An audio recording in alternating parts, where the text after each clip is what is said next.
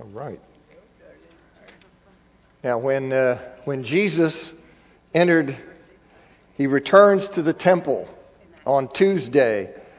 We're in the Passion Week, it's commonly called. And when Jesus returns to the temple on Tuesday, having driven out the money changers and the merchants the day before, you recall that he's challenged by the religious leaders. And when he tells them the parable of the wicked tenants, they want to arrest him. And ultimately, they want to kill him. But they're afraid how the people might react, many of the people believing Jesus to be a prophet.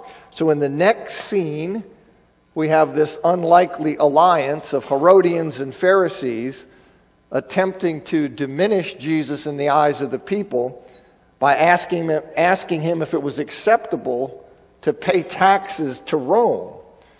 And when Jesus explains that it is acceptable to pay taxes to Rome, as long as one keeps Rome or any government in proper perspective, as long as one continues to give God one's ultimate allegiance and faithfulness, well then, yes, it's acceptable. When Jesus says that, then his interlocutors, they are amazed at how he had slipped this trap that they had set for them. They thought they'd caught him.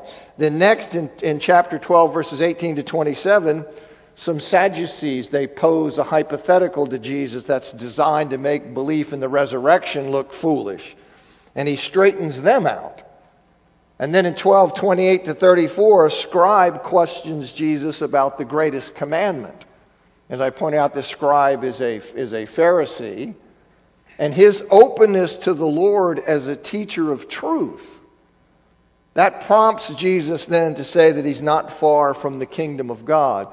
You see, coming to Jesus sometimes requires you to swim against the stream of your particular group. You see, and that's what this Pharisee is doing, because the Pharisees were pretty much committed to Jesus is bad, we got to get rid of him. And yet here's this person, contrary to that, is recognizing in Jesus that he's a teacher of truth. So Jesus tells him. You see, that's a very pivotal thing. That's a big corner to turn. And he says, you're not far from the kingdom. Then at 12:35 to 37, Jesus teaches about the Messiah as David's son. And then in 38 to 40, he warns them about scribes who crave emblems of status as religious leaders and those who devour widows' houses. Now, when we ended last week, we just started looking at the widow's offering in 12:41 to 44. And that's when I went and launched into that little sidebar there on the temple. But I want to pick back up here in 12:41 to 44. So Jesus is sitting across from the offering receptacle in the court of women, and I showed you where that was. That's the one of the courts in the immediate vicinity of the temple proper, inside this larger court of the Gentiles. And that receptacle, as I mentioned last week, is probably a trumpet-shaped item that the Mishnah, it's called a shofar chest. So he sees the wealthy placing large numbers of coins into this receptacle, which would have been obvious by the sound that they made. And then this poor widow comes up and she puts in 2 lepta. Now, lepta was it was the smallest of copper coins that was in circulation in Palestine at the time, which Mark explains that those lepta, they were the equivalent of a Latin coin known as a quadrans. Now, he transliterates the Latin quadrans into quadrantes, but he's talking about this Latin coin, a quadrans. And a quadrans was worth 1/64th of a denarius. And you may recall that a denarius is what one was paid for a day's wage, a common laborer would receive for a day's wage. So if we assume a current minimum wage of $10 an hour, a quadrans would be worth $1.33. So it's small. I say that because it's not a penny or less than a penny, as sometimes it's rendered. It's a small amount. But in current terms, it would be about $1.33. But Jesus explains that the poor woman gave more than the wealthy, because she gave all she had to live on, whereas the wealthy, they gave just a small percentage of their wealth. Yes, they gave many coins, but they're wealthy. So her giving what she had to live on, you see, it's not Jesus. God looks at the heart. He looks at what is represented. What is this an expression of? What expression of faithfulness is exhibited in the giving? And she's giving what she has to live on. What an expression of devotion and faithfulness. Whereas the wealthy are just giving a small portion of their wealth. So he says she's really giving more because God's not fixed on the dollar amount. He's looking at giving as a reflection of devotion to Him. And so Jesus teaches them that. They're giving from their abundance. Then we get to, in chapter 13, we get to this what's called the Olivet Discourse. And in chapter 13, verses 1 to 4, they're leaving the temple at the end of the day. It's Tuesday. So they're leaving the temple at the end of the day, and the disciples are marveling at the temple structure. And Jesus tells them that not one stone will be left upon another. And as David Garland comments, he says, Jesus makes exactly the opposite observation of the prophet Haggai. God no longer blesses this temple, and stone upon stone will be cast down. What has been implicit in Jesus' actions in the temple, and I would say implicit in His cursing of the fig tree before He cleared the temple, what has been implicit in Jesus' actions in the temple now becomes explicit. Jesus is flat saying the temple is going to be destroyed. He says He openly prophesies its complete destruction. The temple belongs to an old order whose builders will reject the stone that will become central to God's new temple. This temple has become obsolete, and God will allow it to be utterly destroyed. And as they continue out of the city, they stop at the Mount of Olives, and you remember where they're staying in Bethany, and they go over the Mount of Olives going back there. And Peter, James, John, and Andrew, they ask Jesus privately, tell us, when will these things be? These things. When will these things be, and what will be the sign when all these things are about to be accomplished?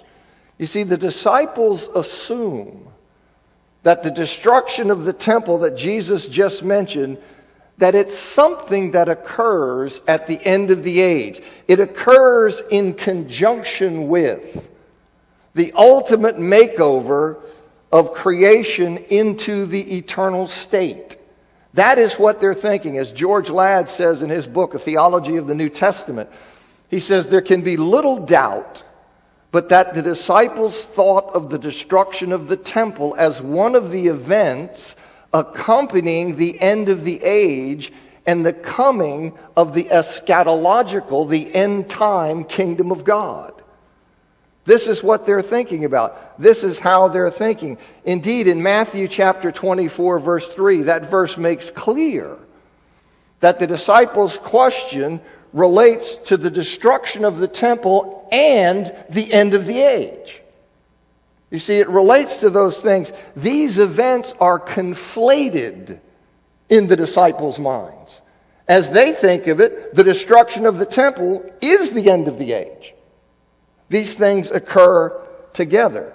And then in 13, and because they understand the end to involve the destruction of the temple, as they look at it, because they conflate these things, Jesus' reference to the destruction of the temple, that prompts them to ask when the end, when this complex of end-time events, these things, plural, when this complex of end-time events of which the temple's destruction was a part, it prompts them to ask when those things will occur. And that question's then clarified in terms of the sign or signs that will immediately precede the end.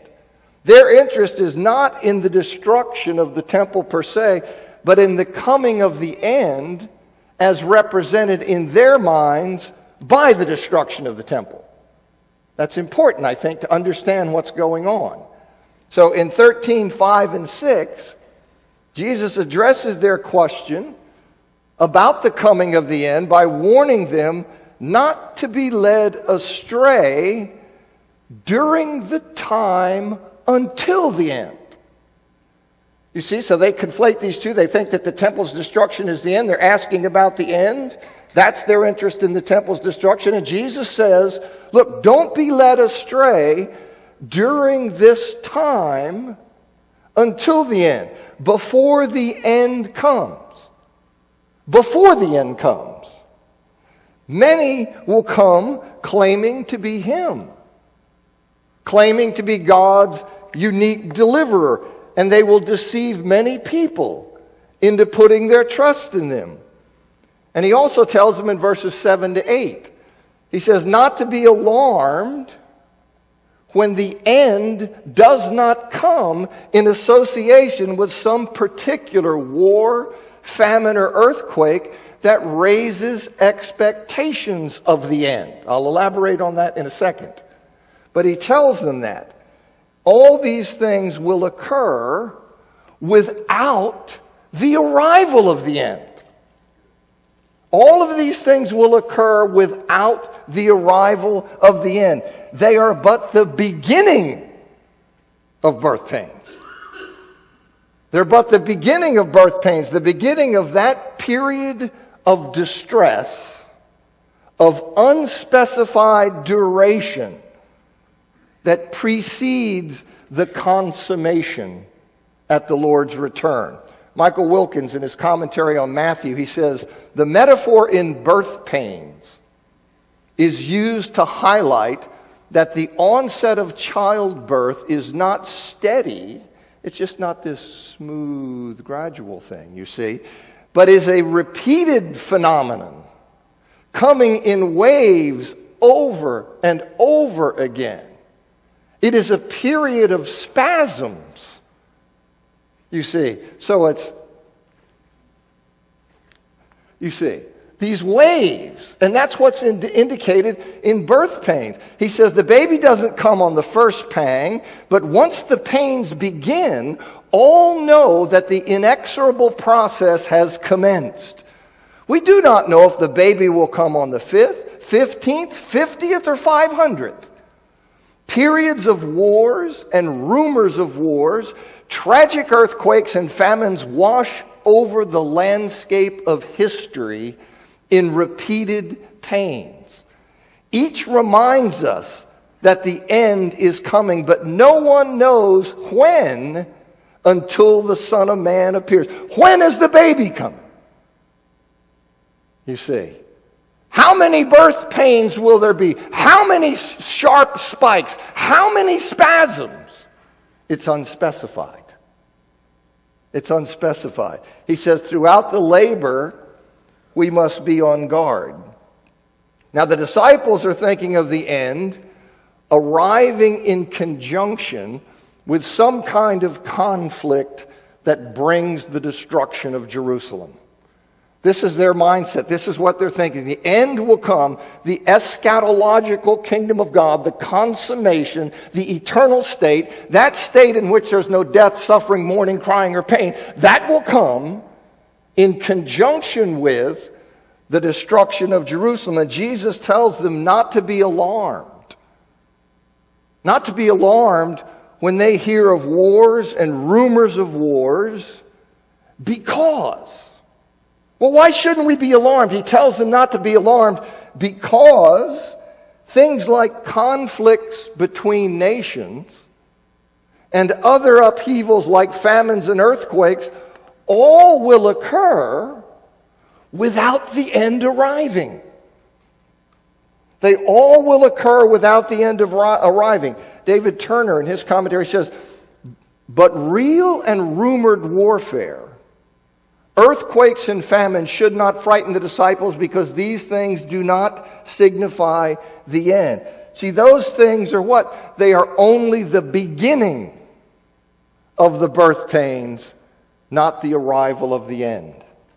Now this says to me that the alarm that Jesus is forestalling, the alarm that he is allaying, is an alarm that is tied to the expectation that the end would arrive in conjunction with some particular conflict or upheaval. You see, so here we have, he says, look, don't be alarmed because the end is not tied to those. The end is not yet. These are just the beginnings of birth pains. So they have some way where their alarm is connected to their expectation that the end will occur in conjunction with some specific upheaval, because he's saying, don't be alarmed because that tying is not right. You see, the end is not going to come in conjunction with some particular pain or spasm. You see, otherwise it would make no sense to give as a reason that they shouldn't be alarmed that those kinds of conflicts and upheavals will occur without the end arriving. All right, so what I want you to see is that somehow their alarm is connected to their expectation of the end arriving in conjunction with some particular war, famine, upheaval. And he says, don't be alarmed because the end won't arrive in conjunction with that, okay? So that's an important thing. Jesus says, don't be alarmed by wars, famines, or earthquakes, because those things will happen without the coming of the end. But why would they be alarmed? Why would disciples be alarmed if they thought those things would be accompanied by the end? How would the expectation that the occurrence of these things being accompanied by the end, how would that expectation be a source of alarm? How would thinking that these things were bringing the end, were tied to the end, how would that generate alarm? Well, certainly they wouldn't be alarmed by the coming of the end, right? I mean, they're disciples. They look forward to the redemption of that day. As you see in Luke 21, verses 27 and 28. Indeed, Christians pray for the Lord's coming. Right? In 1 Corinthians 16, 22, Revelation 22, 20. And we long for his appearing. 2 Timothy 4, 8. So certainly the alarm, it's not tied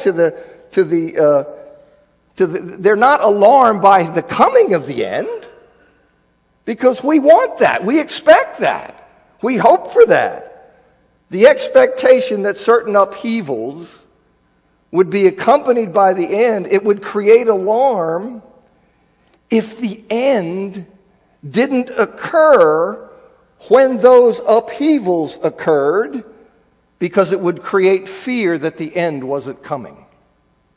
You see, how could the connection of an expectation of the coming of the end to a particular event create alarm? It would create alarm if the end didn't come when that event occurred, because what am I thinking now? Now I'm thinking the end's not coming.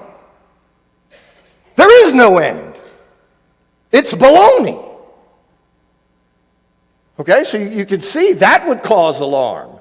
That's something that would cause alarm. And I think Jesus is telling them not to be alarmed when, contrary to their expectation, the end does not occur or does not come in connection with some conflict or upheaval. There will be many birth pains before the end arrives. There will be many spikes, many spasms. So don't fret its failure to arrive after some particular episode. Verses 9 to 13.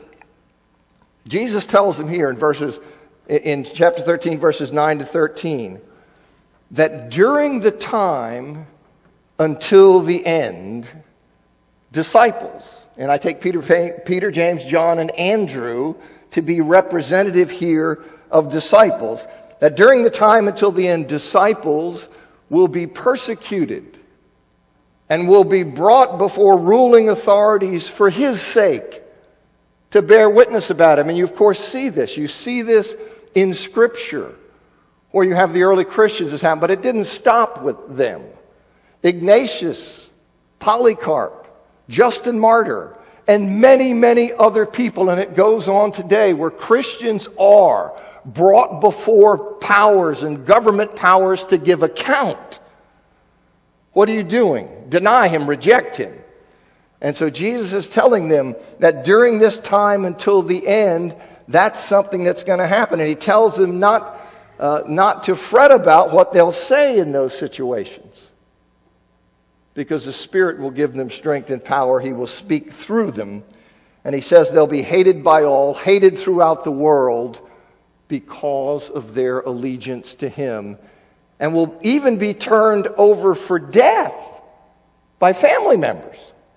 You see, this didn't happen to Peter, James, John, and Andrew as far as I know. But he's speaking of them as disciples. This does happen to Christians. They will be turned over for death by family members, by brothers, fathers, and children. Because they will hate this, and they will say that you're doing something wrong, and they will turn you over. And we, of course, have seen that in history.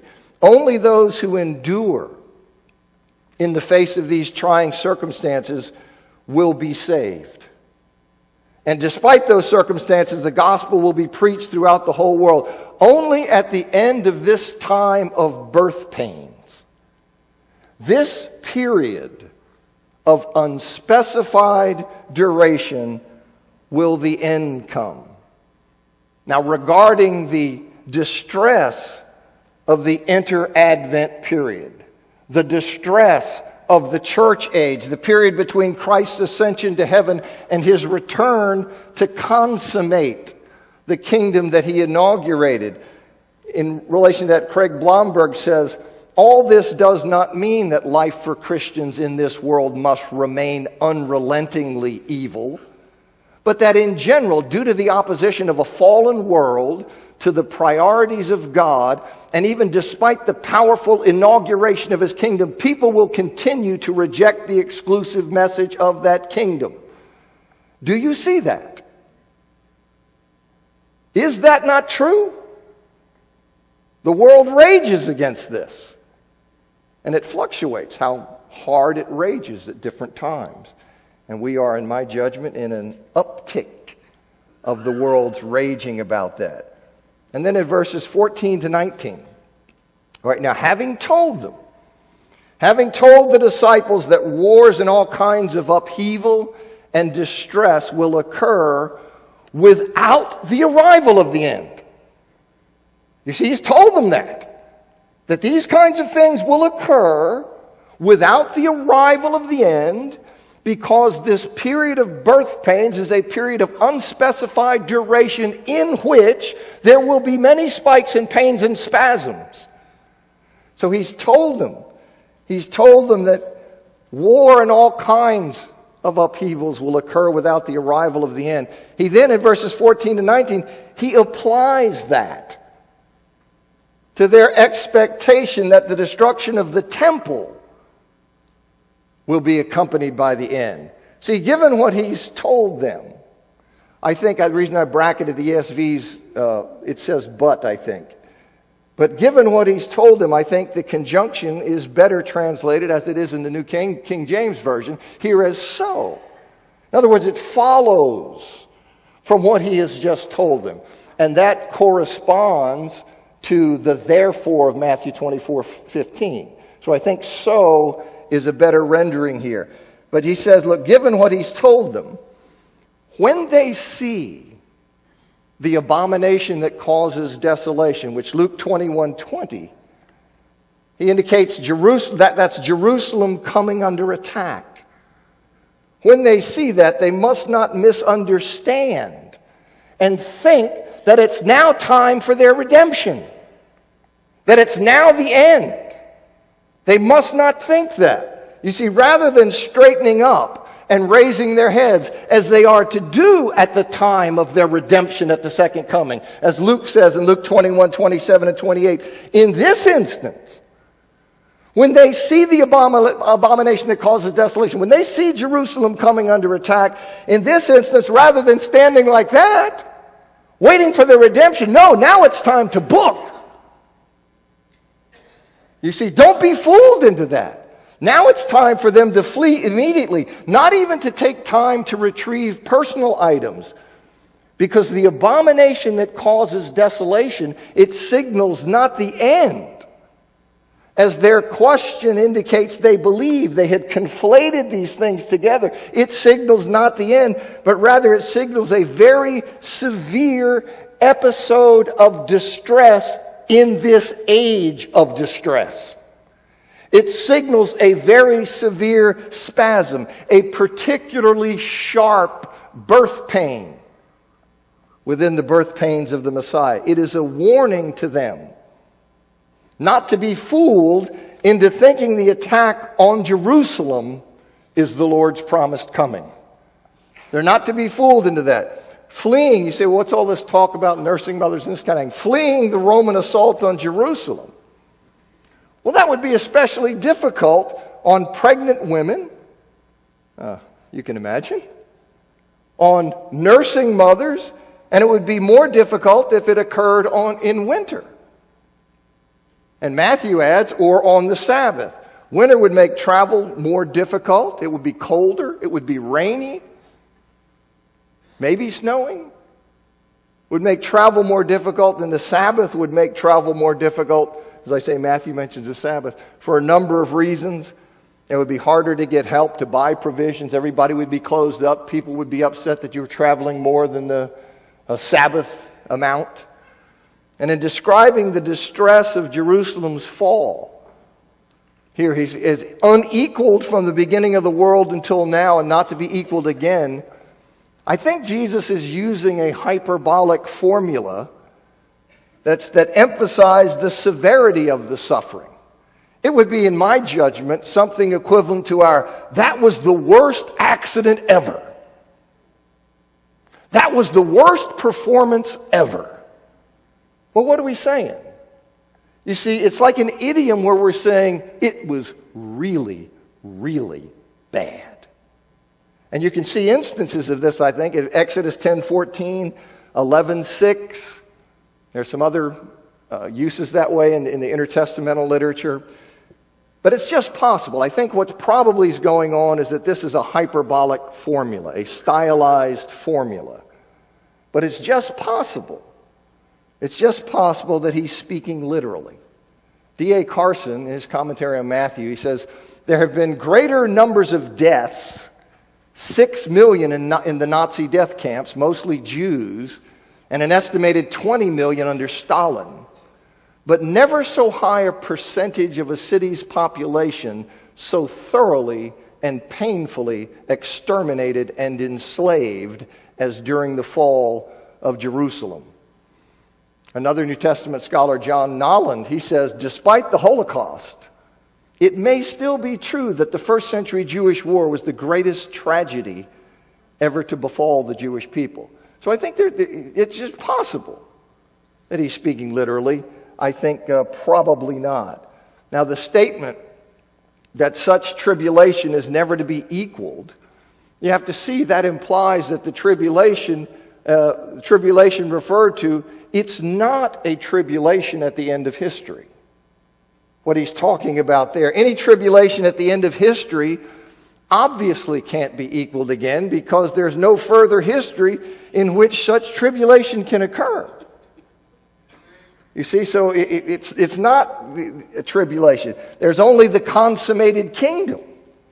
Carson comments on that. He says that Jesus in Matthew 24:21 promises that such great distress is never to be equaled again, implies that it cannot refer to the tribulation at the end of the age.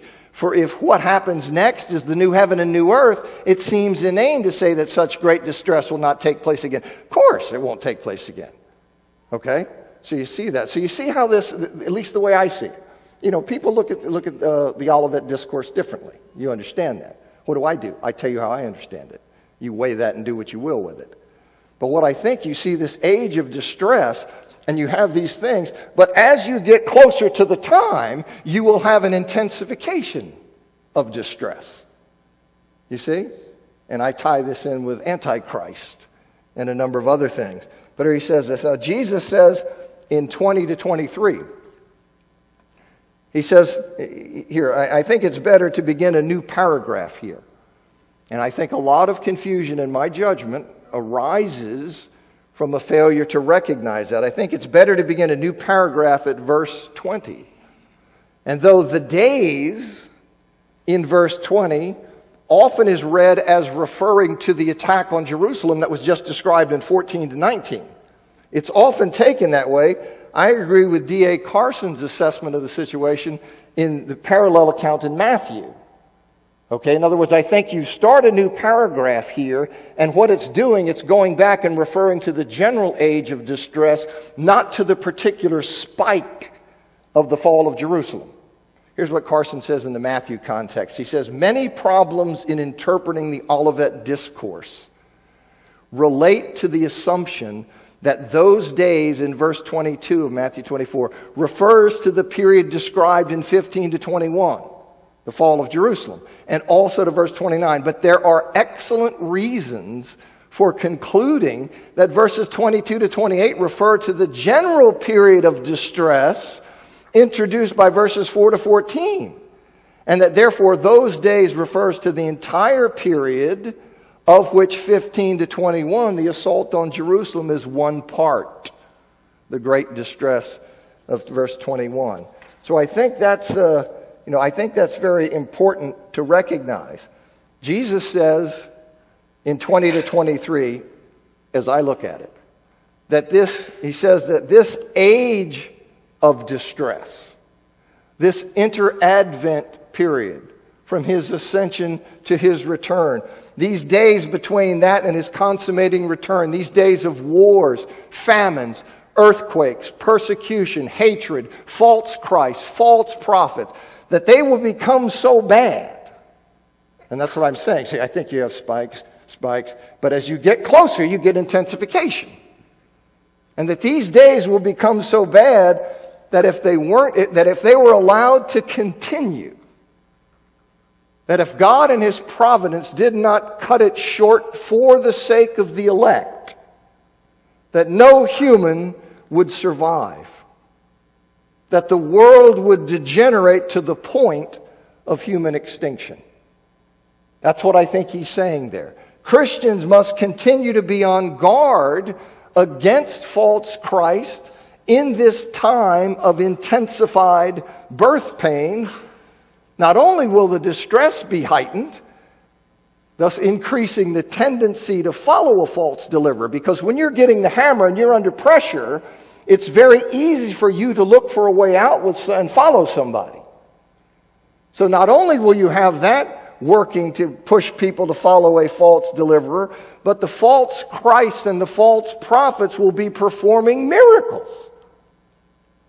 You see that in 2 Thessalonians 2, 9 to 11, Revelation 13, 13 and 14, 16, 14, 19, 20. This is the state of play with Antichrist. When Christ returns, the one He'll overthrow with the splendor of His coming. Now Matthew adds in 24:27 that when the Lord returns, it will be clear to all. You see, he's in the context of saying, don't be deceived, don't be deceived. As these things ramp up and it gets more and more, it's going to be easy for you to do this. They're going to be doing miracles. And so it's easy to follow them. And then Matthew adds that when the Lord returns, it will be clear to all. It's not going to be a thing about, yeah, he's over in California flipping burgers. He came back, and not going to be like that. You see, he says it will be as obvious as lightning that lights up the entire sky. There will be no question about it. It's going to be as plain as the nose on my face. Now, it's difficult when you say, well, I hear you saying that you ought to begin a new paragraph at verse 20, but I'm not sold. That 20 on ought to refer to the larger thing and not to this particular spike in Jerusalem. But it's difficult to see how the days being cut short for the sake of the elect, how that can refer to the days of Jerusalem's fall. I mean, this isn't just something I'm making up. It's very difficult to see how the cutting short of these days can refer, for the sake of the elect, how that can refer to the days of Jerusalem's fall. The days of distress that are associated with Jerusalem's fall, they were ended. Okay? They were cut short by the city's destruction and the slaughter of its inhabitants. Now, how is bringing about that conquest sooner rather than later, how is that mercy for the elect? See, for cutting short the days of distress, for that to be an act of mercy for the elect, it must be the elect who are suffering the hardship of those days. It has to be the elect who are suffering the hardship of those days. And the act of cutting short must somehow spare the elect from the effect of those days. Now, the elect are Christians. You see that? I mean, Matthew 24:31, Romans 8:33, 11:7, and other places. The elect are Christians, and Christians were not suffering the hardship of the days of Jerusalem's fall. They had been instructed, as I just went through, they had been instructed that when you see that, you are to flee. And they did. They did. You see, they did leave. They'd been instructed and they left. Eusebius, who wrote the first history of the church, several editions beginning in 300, the last one being in 325. But Eusebius says there that they were gone. He says, meanwhile, before the war began, members of the Jerusalem church were ordered by an oracle given by revelation to those worthy of it to leave the city and settle in a city of Perea called Pella.